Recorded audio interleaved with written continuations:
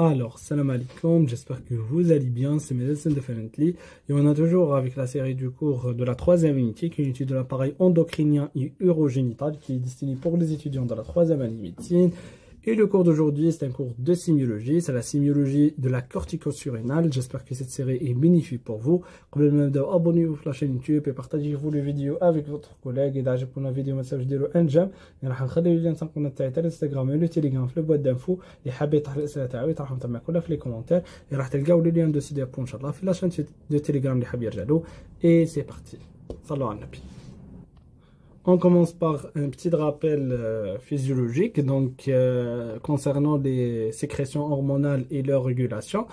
Donc on a donc deux centres très importants pour la sécrétion hormonale du corps humain. On a l'hypothalamus et l'hypophyse. Donc l'hypothalamus, elle va sécréter un hormone très indispensable, c'est le CRH, donc qui va donc stimuler la sécrétion de la glande hypophyse, principalement l'anti-hypophyse, d'accord? Parce que l'anti-hypophyse, la plupart des hormones ici, et on a la post-hypophyse, on a des hormones de stockage, comme l'ADH et l'ocytocine, d'accord?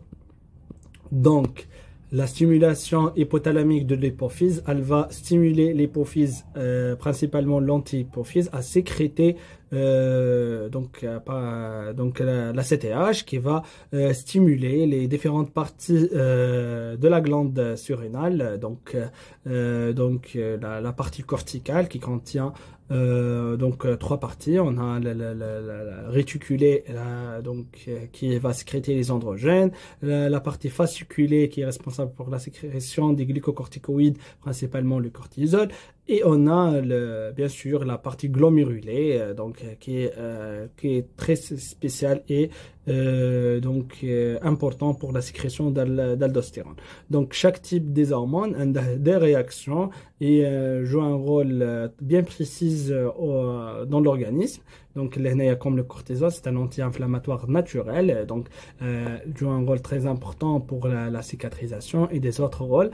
Aussi, les androgènes sont responsables pour les caractères sexuels secondaires, soit chez la femme ou l'homme, et aussi l'aldostérone, qui est très important pour la régulation hydroélectrolytique, d'accord, par exemple la stimulation de la réabsorption tubulaire de sodium et l'excrétion de potassium, d'accord. Toutes ces hormones sont avec une modulation et un taux biologique vraiment bien précis, parce que par exemple les cas pathologiques qui une hypercorticisme, beaucoup de manifestations, une HTA, une hyperglycémie, d'accord. Sont tous des modifications sur le plan clinique sont liées à la perturbation de taux de l'hormone, d'accord. Puis ce type des hormones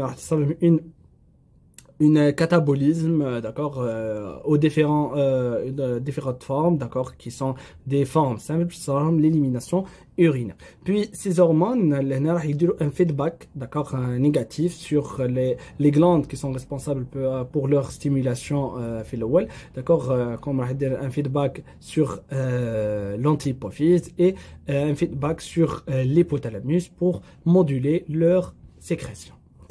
Donc sur le plan anatomique, la glande surrénale, elle contient deux parties, d'accord, en nombre de deux en première du temps, d'accord. Cette glande surrénale veut dire elle est sur les reins, donc la nomination de la glande surrénale, d'accord.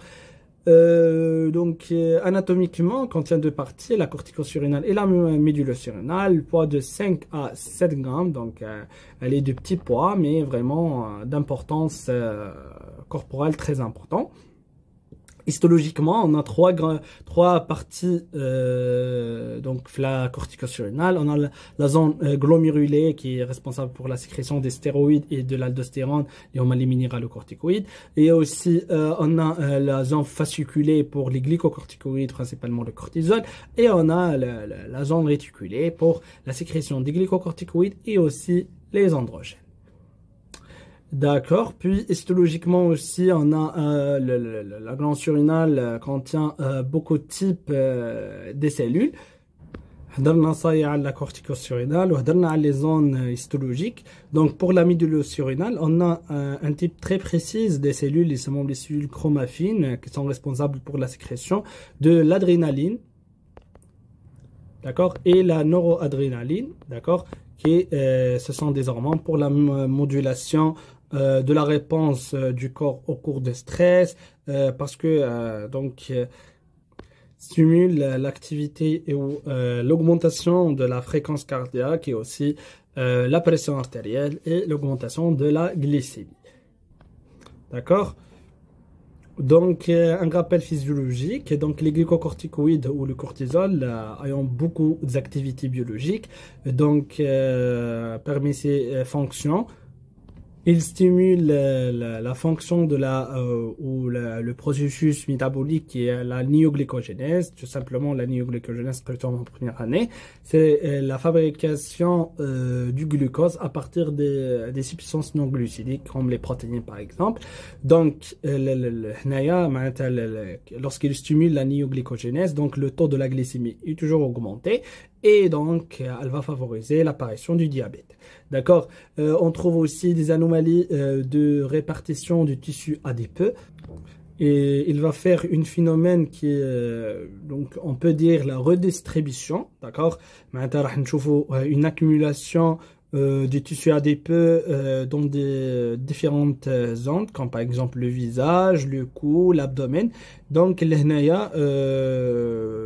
beaucoup de régions, elles vont présenter un fond adipeux. Donc, une action sur le volume extracellulaire et la filtration glomérulaire, donc les glycocorticoïdes en deuxième année, elle va favoriser la rétention de le sodium et l'eau en même temps. Donc, comme une expansion du volume extracellulaire et en même temps, donc cette rétention, elle va favoriser l'augmentation de la filtration glomérulaire et donc à la fin, elle va affecter vraiment la fonction rénale. D'accord? Une action analytique, d'accord, sur les éléments lymphatiques, d'accord, elle va diminuer le taux de lymphocytes et donc favorise l'état de l'eosinophilie, d'accord, veut dire la diminution du taux des eosinophiles. كيفاش ننتصر هذم les choses. Donc tout simplement les glucocorticoïdes ont un effet suppresseur à les cellules immunitaires ou à l'immunité en général, d'accord. C'est pourquoi donc les patients, lorsqu'on on a un risque de donner les corticoïdes à longue durée, parmi les affections qui les diront, mais c'est l'immunosuppression, d'accord. Là, on a une immunosuppression, on a une diminution de la réponse immunitaire et bien sûr diminution le nombre des cellules immunitaires. Parmi les cellules, on a les lymphocytes et les eosinophiles, d'accord. À forte dose, elle va diminuer la résistance aux infections, d'accord, et elle va inhiber l'action de l'ACTH, qui est un hormone très important, l'hormone de croissance, ou le growth hormone, GH, d'accord, qui est responsable pour la croissance osseuse et le métabolisme des protéines. Et elle va faire une inhibition et une diminution de l'absorption intestinale du calcium et l'augmentation du catabolisme protéique et qui va favoriser l'ostéoporose. Là, une fois, on va les maladies de l'hypercorticisme. Concernant l'aldostérone, donc tout simplement ayant un effet rénal, donc c'est un effet majeur, donc par l'augmentation de la réabsorption tubulaire de sodium au niveau du tube distal, en échangeant avec l'ion de K+ ou de l'H+, et elle va réguler la volémie lorsqu'on a des perturbations comme par exemple l'hypotension. D'accord. Pour les androgènes, un rôle dans la puberté par l'apparition des pilosités, donc chez les hommes, d'accord, et le développement des caractères sexuels chez la femme et l'homme, donc concernant les structures du copulation. Et aussi, on a l'androcytinidine, donc qui est un vraiment précurseur des androgènes, donc une conversion en testostérone. Donc tout simplement testostérone gagne un tarif, donc donc testostérone ça une fabrication au niveau des testicules chez les hommes et au niveau donc donc de la glande surrénale pour les deux sexes en même temps. D'accord, l'héné, donc il beaucoup de réactions de développement pour maintenir les caractéristiques sexuelles masculines comme la puberté. D'accord. Et donc, on a la rappel physiologique, nous les états pathologiques. Donc, on a deux situations. On a l'insuffisance surrénalienne et on a l'hypercorticisme. D'accord? Donc, comme une introduction, donc les signes de l'hypocorticisme sont plus ou moins associés avec l'hyperaldonistérorisme. D'accord? Pourquoi? Parce que au cours de l'insuffisance surrénalienne, donc les glandes surrénales ont une altération. Donc à la fois une insuffisance du cortisol et on a une augmentation, une production anormale de l'aldostérone. Parce que ça a une altération donc de différentes zones, d'accord, une augmentation de la sécrétion, une diminution de la sécrétion. Donc les nerfs une combinaison des symptômes. Donc des symptômes de l'insuffisance surrénalienne comme l'insuffisance en cortisol, donc la faiblesse musculaire, la fatigue, l'hypoglycémie et aussi les signes de l'augmentation du taux de l'aldostérone, une rétention du sodium et d'eau, un ionogramme, des fluctuations et des troubles hydroélectrolytiques. Et donc les symptômes plus ou moins associés. L'insuffisance surrénale est due à l'absence des hormones régulatrices en général. Donc des perturbations du sel et une perturbation hydroélectrolytique lorsqu'on a un manque d'aldostérone, d'accord, ça une rétention une perte accrue le sodium, d'accord, et ça une perte globale aussi d'eau, un état de déshydratation et donc le collapsus cardiovasculaire, donc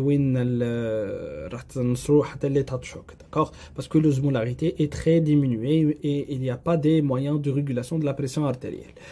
Donc, des problèmes au niveau du métabolisme glucidique lorsqu'on a une hydrocortisone, d'accord, un problème du cortisol. Donc, le cortisol, physiologiquement, elle va favoriser la production du glucose par le foie, d'accord, tout simplement. Et donc, les nerfs ou en même temps une sensibilité accrue à l'insuline et donc on trouve la situation de l'hypoglycémie, d'accord, et des moyens énergétiques pour le corps. Donc l'insuffisance surrénalienne, donc plus de 90%, donc des glandes sont détruites. Donc on va les étiologies. Donc l'insuffisance en aldostérone, on a perte du sel, d'accord, perte d'eau globale et une déshydratation à prédominance extracellulaire qui va donner à la fin le collapsus. Et l'insuffisance en hydrocortisone, donc elle va favoriser l'apparition de l'hypoglycémie, le retard d'élimination d'eau, d'accord, et des troubles musculaires comme la myasthénie et la fatigabilité parce que ma cache des sources énergétiques pour les muscles, et on a des troubles hépatiques par diminution des réserves du glucogène, tout simplement parce que le corps stimule. D'accord. On a les signes cliniques de l'insuffisance surrénalienne. Donc l'évolution chronique avec des poussées aiguës. On a des asthénies, mélanodermie, des amaigrissements, des hypotensions artérielles et des troubles digestifs. Je donne en détail. Donc on par les asthénies. Donc sont essentiellement à l'effort. Alors des activités physiques ou des activités mentales vraiment demandant un effort, donc la diminution du taux du cortisol des problèmes parce que le foie il fait donc les glucogènes, donc en glucose et donc la fabrication les ATP et l'énergie, donc les qui ont cortisol, donc on a des asthénies. Pour les horaires, sujet de plus en plus fatigue dans la journée et aucun effort le soir et se couche tôt. Donc tout simplement une fatigue donc une fatigue croissante au cours de la journée, d'accord, et on a une diminution vraiment importante de l'énergie et donc la capacité totalement de accomplir les tâches. Et donc l'hypocorticisme problème le rythme circadien les différentes hormones et donc une diminution de l'énergie le soir et le patient d'accord, c'est une asthénie majeure globale, physique, psychique et sexuelle. d'accord. معناتها la fatigue et le manque d'énergie مش راح نلقوه seulement في les actes physiques راح نلقوه aussi à l'état mental حتى le libido en même temps, d'accord. معناتها اللي هنايا le diminution de cortisol معناتها au longue durée راح دير لنا des troubles في la fonction cognitive et راح دير لنا des problèmes comme l'impuissance sexuelle. Donc راح نلقوا des impuissances, راح نلقوا chez la femme des aménorrhées associées souvent à la frigidité.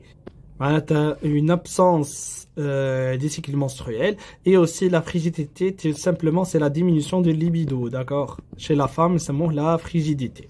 L'asthénie est due à l'absence du cortisol, d'accord, tout simplement. Donc deuxième signe, les mélanodermies. Donc les mélanodermies c'est une cause primitive. Une pigmentation anormale de la peau, donc le phénomène donc l'assombrissement, d'accord, de la couleur. Donc l'augmentation de la production mélanine, donc qui va donner plus de pigmentation pour la couleur de la peau et aussi mais gauche seulement la peau, aussi les cheveux, les yeux, d'accord. Et c'est un signe vraiment orientateur vers l'insuffisance surrénalienne. Donc c'est un signe donc caractéristique, d'accord. Toujours comparé avec des photos antérieures, donc lorsqu'on compare les photos antérieures du patient, il y a un changement du couleur de la peau, d'accord. Augmentation de taux le pro-opiomélanocortine, d'accord, qui est un pro-hormone, d'accord, donc il est clivé avec l'ACTH et la massage, donc la massage c'est l'hormone stimulante à les mélanocytes. Donc tout simplement, la raison physiopathologique de cet acte, il y a une diminution du taux du cortisol.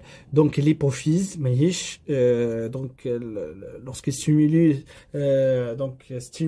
la glande surrénalienne par la sécrétion de l'ACTH, mais qu'il y a une réponse parce que les glandes surrénaliennes sont détruites. Mais toujours, des stimulations par la sécrétion de l'hormone qui est donc clivée avec la massage et la CTH et donc elle va stimuler la production du cortisol. Mais malheureusement, comme les glandes surrénaliennes sont détruites, donc il y a une sécrétion insuffisante du cortisol pour gérer les différentes activités du corps.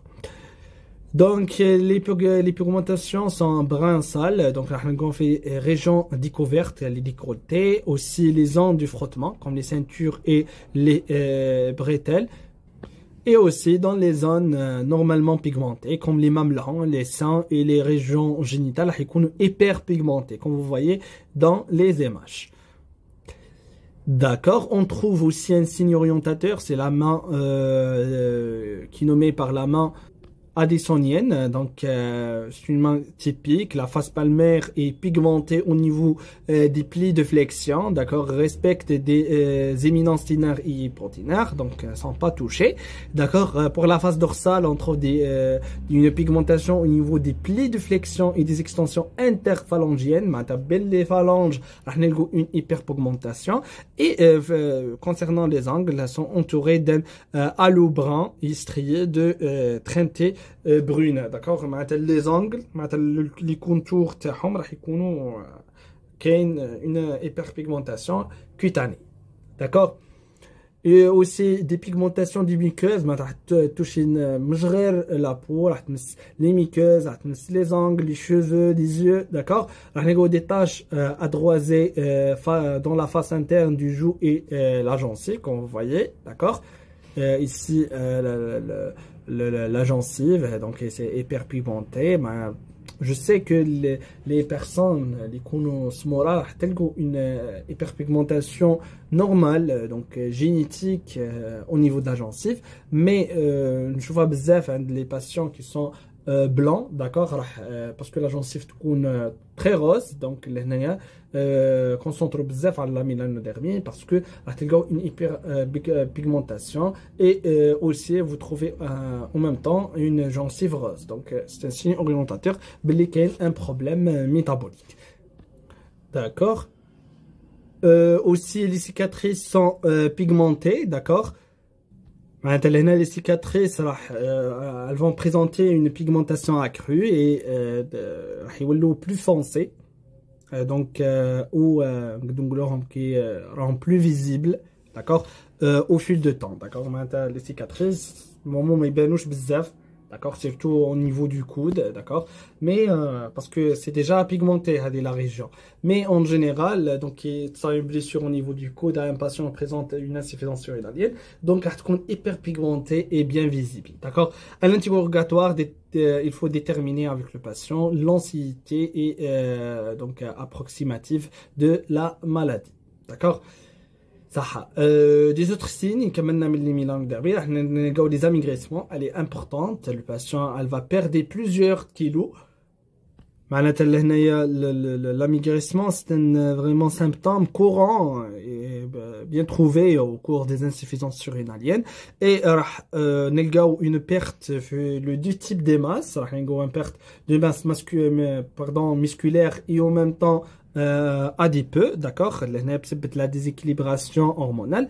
Donc راح تكون une amaigrissement rapide en quelques mois et accompagné d'une fente musculaire bien visible, d'accord.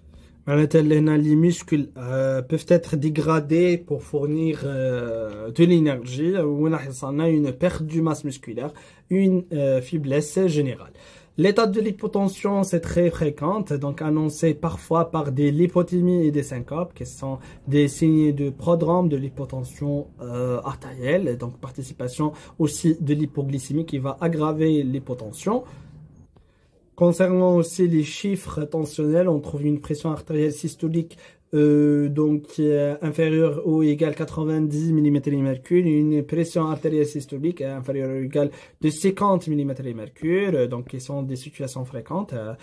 La diminution du cortisol qui va moduler la pression artérielle. Des pouls faibles et réguliers. Les troubles digestifs aussi sont voyés, donc dominés par l'anorexie. Et donc fréquente par les douleurs abdominales, les diarrhées, les nausées et aussi les vomissements font craindre l'imminence d'une crise aiguë. D'accord. Donc les signes de la crise aiguë, veut dire l'insuffisance rénalienne aiguë, qui est vraiment une véritable urgence, facile à reconnaître si elle survient chez un malade connu, donc qui souffrir déjà de l'insuffisance rénale, d'accord. Diagnostic difficile si elle est inaugurale, donc c'est la première fois des chemins inaugurales. Donc les causes de déclenchement, donc soit des infections, de chocs émotionnels, des interventions chirurgicales, ou au cours aussi d'un stress physique important, d'accord. Toutes ces manifestations, elle va déclencher et peuvent faire des troubles électrolytiques, d'accord, et va donner l'apparition de l'insuffisance surrénalienne aiguë. Donc les signes cliniques, des asthénies, des hypotensions et des douleurs épigastriques qui peuvent tout simplement persister pendant quelques jours avant le début complet de la crise. Aussi des douleurs abdominales, des vomissements violents, d'accord, le patient présente beaucoup d'épisodes des vomissements. Ce deux signes-là, vraiment, il donne un état de déshydratation massive qui va favoriser l'état du collapsus vasculaire, d'accord? L'état de choc, d'accord? En général, elle se traduit par un triple tableau clinique, collapsus cardiovasculaire, adynamie extrême. Le patient présente une faiblesse généralisée et aussi des nausées et des vomissements qui sont profuses et dominantes. Donc biologiquement, on trouve une hypercalémie, c'est un signe orientateur. Donc c'est pas spécifique, mais on a lorsqu'il y a une association des beaucoup de signes biologiques à la fois, donc vont orienter vers l'insuffisance surrénalienne aiguë. Donc une hypocalémie, une hypercalémie, parce que l'aldostérone, donc qui va faire l'absorption de sodium, une hyponatrémie, et ça a une absorption du sodium et d'eau, d'accord. L'état de la déshydratation et en même temps l'exsécrétion le potassium, donc parce qu'il y a ça un échange entre le potassium et le sodium, et donc le taux نتاعو راح augmenter, d'accord. راح نلقاو une hypercalémie, راح نشوفوا بعد des signes cardiaques, d'accord, et راح نلقاو une hypoglycémie بسبب la diminution, d'accord. L'hyponatrémie peuvent donner pour poser le diagnostic, et راح نلقاو une hypernatriurémie, d'accord, au niveau urinaire. Donc, lorsqu'on dose, le cortisol est vraiment diminué, donc pas de cycle cardiaque malheureusement. Donc, le taux à 8 heures du matin, physiologiquement, il est augmenté, et le taux de 16 heures est diminué. Mais l'état physiologique normal ou le rythme circadien. Mais malheureusement, donc le rythme circadien est donc vraiment défaillé, et donc il est toujours diminué, et il y a une diminution des métabolites du cortisol. Donc le cortisol libre urinaire est diminué parce que il y a une fabrication. Le test de la CTH est négatif, pas d'augmentation du cortisol lorsqu'on a une stimulation par la CTH qui va donner une stimulation sur les glandes surrénaliennes parce que sont détruits, donc le taux de cortisol est diminué, d'accord, va orienter vers une cause primitive et positive, donc elle va orienter vers une cause donc l'axe hypothalamo-hypophysaire, donc un problème de sécrétion, le gland surrénalien on la baisse mais la stimulation par l'hypophyse et l'hypothalamus. Des autres examens demandés, donc une hyper-eosinophilie, d'accord, une hypoglycémie, l'immunogramme sanguin est vraiment donc des changements métaboliques, des changements hydroélectrolytiques par hyponatrémie et l'hypercalémie, et on a l'inogramme urinaire du signe majeur, c'est l'hypernatriurèse. Des autres examens complémentaires demandés, la radiographie du thorax, elle va montrer un aspect qui est nommé par le petit cœur en goutte. Une taille vraiment diminuée du cœur comme la forme du goutte, ça va orienter vers une diminution la taille du cœur, d'accord. Aussi diminution le volume sanguin circulant, tous diminution du taux de cortisol, d'accord, et les autres hormones surrénaliennes, et aussi diminution du débit cardiaque, donc qui va favoriser l'état de l'hypotension, l'état de déshydratation. Et donc le signe de petit cœur en goutte, c'est pas un signe vraiment orientateur à 100% vers l'insuffisance surrénalienne, mais donc c'est un signe qui va aider et orienter vers ce problème métabolique, parce qu'on peut trouver le petit cœur en goutte au cours de l'emphysème, au cours de la BBCO, d'accord. Mais lorsqu'on a des perturbations donc hémodynamiques, on trouve aussi des perturbations du bilan du patient, donc le petit cœur en goutte oriente vers l'insuffisance surrénalienne, d'accord. À le sujet, un microvoltage au niveau du QRS, d'accord. Du QRS, la durée c'est de 0,12 secondes, d'accord. Et donc l'onde Q, puis l'onde R et l'onde S. Donc tout simplement la forme normale de la QRS, le complexe, d'accord. Microvoltage, tout simplement une diminution fait le complexe, le sujet, beaucoup plus les dérivations précordiales, d'accord. بسبب انهم associés avec une diminution de la masse musculaire cardiaque. Donc comme vous savez que le QRS, donc elle va donner une idée sur la contraction cardiaque, ça veut dire la capacité du ventricule gauche d'éjecter le sang vers les autres organes passant par l'aorte, d'accord. Une diminution de la masse musculaire cardiaque, une diminution du flux débit, l'état de l'hypotension, de la déshydratation, donc elle va tous favoriser l'apparition de microvoltage.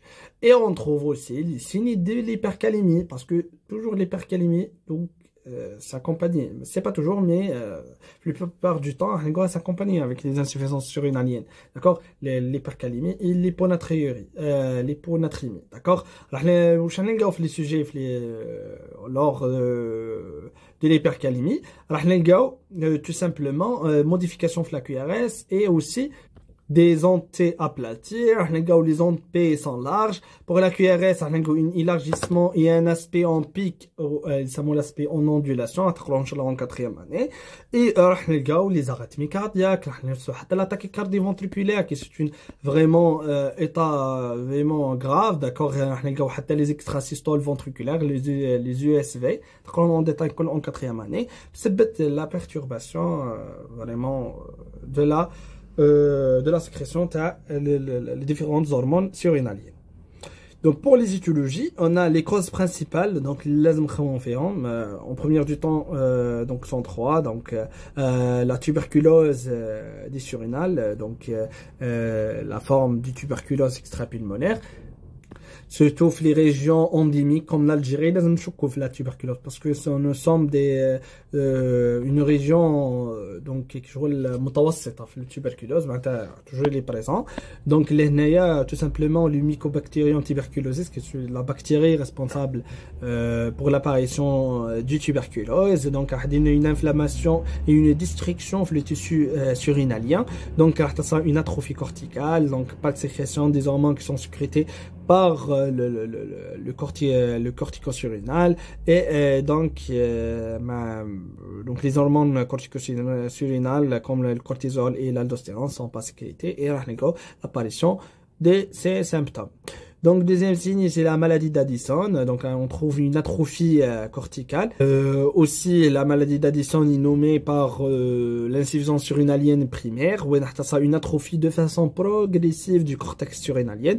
Et tout simplement, le cause c'est une maladie auto-immune. Donc le système immunitaire tout simplement, elle va attaquer la glande surrénale et donc elle va faire une destruction tissulaire. Donc le problème, une diminution de la sécrétion des hormones.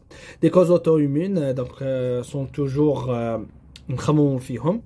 comme une cause qui peuvent donner les différents problèmes endocriniens. Des autres causes, on a des causes post-chirurgicales. Par exemple, au cours donc d'un acte chirurgical qui nécessite une ablation partielle ou totale des glandes surrénaliennes, donc ça des problèmes tissulaires, aussi l'hémochromatose, qui est une maladie due par une accumulation excessive du fer dans les différents tissus du corps.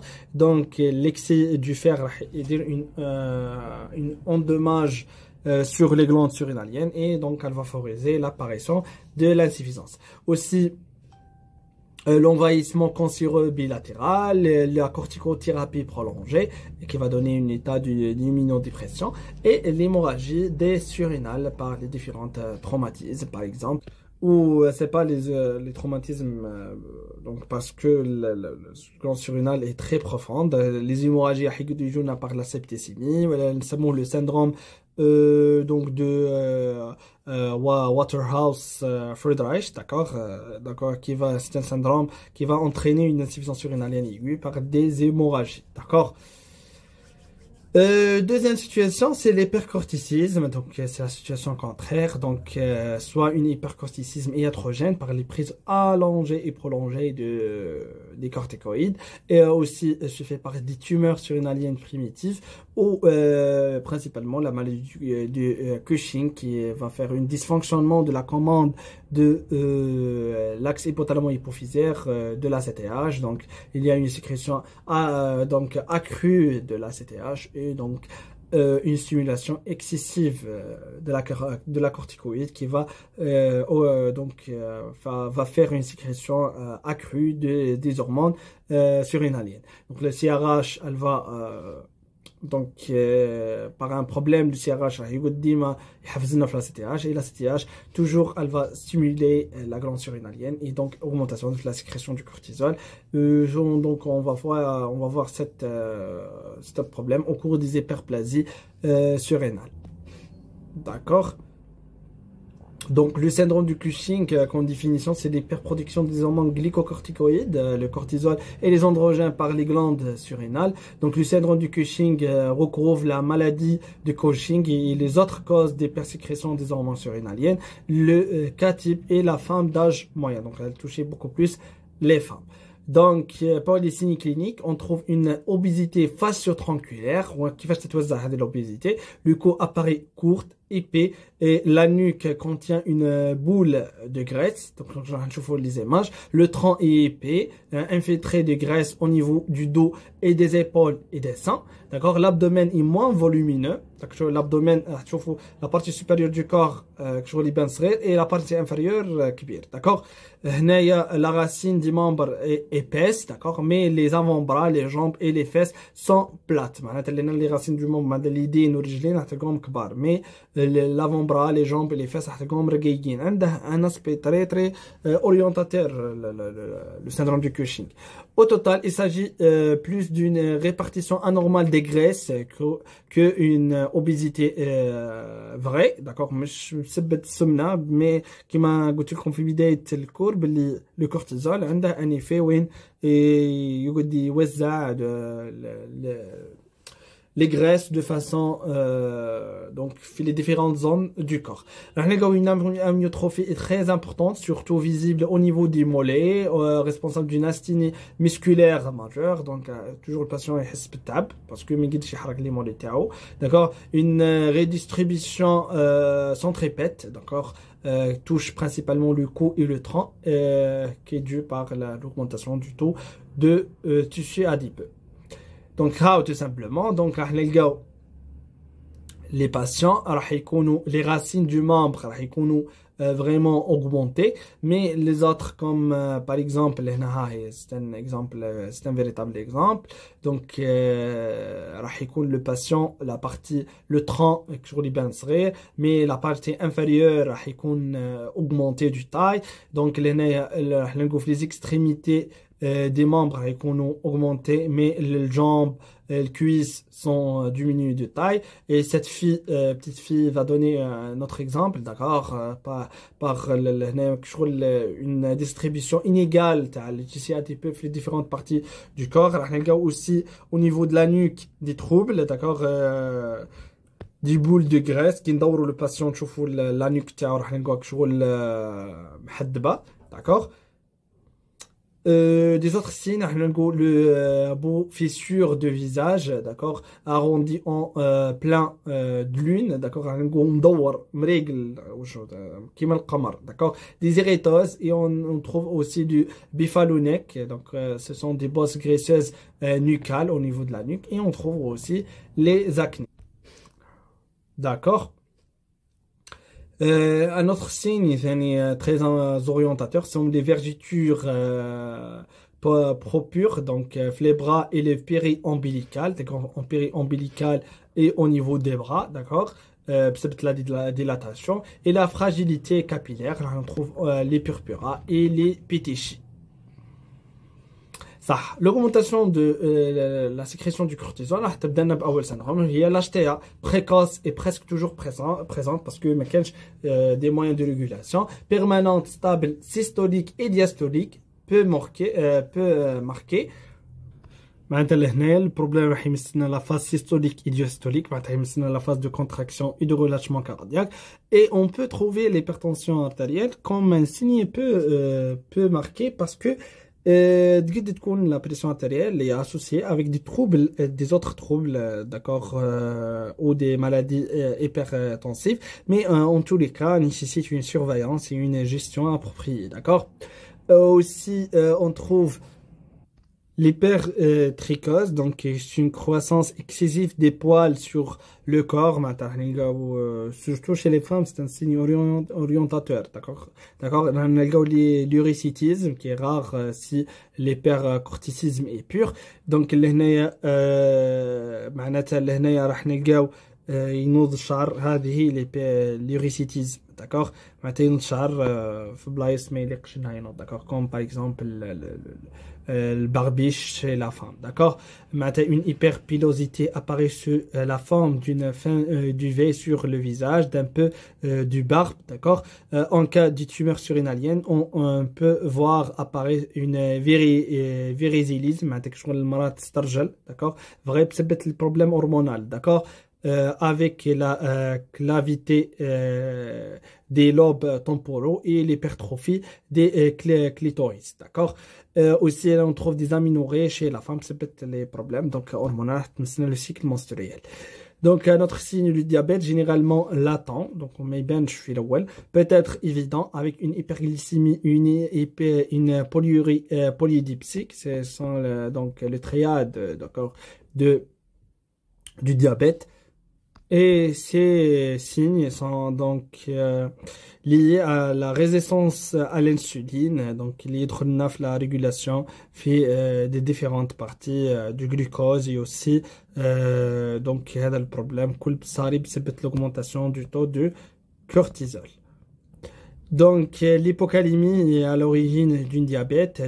Donc, l'état contraire qu'on a fait l'hypocorticisme, qu'on a fait l'hypercalémie. L'hypocalémie, c'est une excrétion massive de potassium au niveau urinaire. Et donc, un diabète insipide néphrogénique par le blocage de l'action de l'ADH.